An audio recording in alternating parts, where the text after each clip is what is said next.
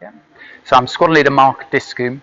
I'm now the Officer Commanding Battle of Britain Memorial Flight Designate. So I've got another 3 months of fun before I take control of the flight and take command at the end of October.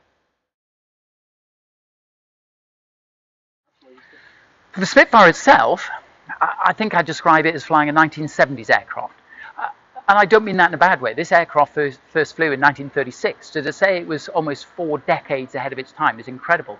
I would say anyone with a private pilot's license right now could jump into a Spitfire in the air and fly it and find it quite comfortable. Near the ground is where you've got the issue with the Spitfire, and she tends to be very much like, as Geoffrey Wellham, who passed away last week, described. He described the Spitfire as a thoroughbred. And we've all seen the horses around the racetrack, very skittish at slow speed, not very happy, but fantastic when you've got them on the gallop. The air conditioning is rudimentary to say the least. I have a small little flap that opens up on the front right-hand side of the windscreen, and that blows in a little bit of air. Although on some of the aircraft it's deflected into what I consider now a strange position. It probably is pointing at where the deflector sight would have been, because that would have been important to keep obviously free from mist during combat. It gets warm. The only thing that I always feel happy about when I'm flying a Spitfire is if I'm in company with a Hurricane, because it's far hotter in the cockpit of a Hurricane.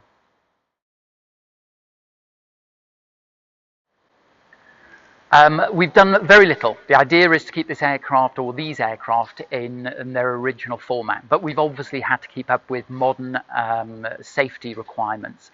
So we've got a modern radio in there now, VHF radio.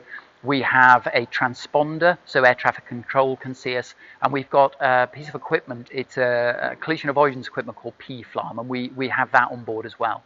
The only other change we made, which again we had a Battle of Britain Hurricane pilot visit us recently, noticed straight away, is we've changed now our airspeed indicator to knots when it would have been in miles an hour.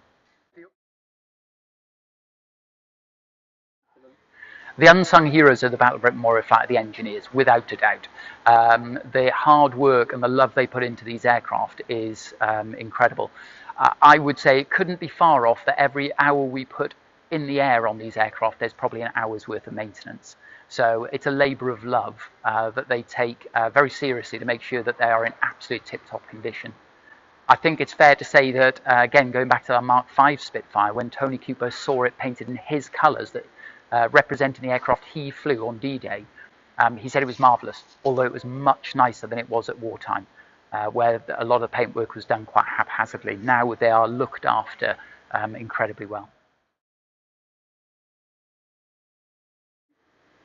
Yeah, for me, when I'm walking up to the aircraft, the first thing, and I use this term very carefully, I call the propeller the 11-foot liquidizer. That brings into focus people the danger at the front. At the front of this aircraft, it's a 1600 horsepower Merlin engine with an 11-foot propeller, and it won't miss a beat. So the first thing I would do, and all pilots when they're flying a piston aircraft, is go in, first of all, in the cockpit and do safety checks. Make sure that as I walk around the aircraft, that I'm not going to get myself in problem with that propeller.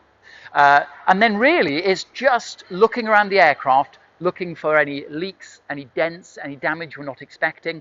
I'll even go up and I'll move things like the ailerons, all the control surfaces, and listen, because it's push rods and pulleys between my control column and the control surfaces. So I'm going to listen to see if there's any grating, any problems like that. But it's generally a generic look over the aircraft.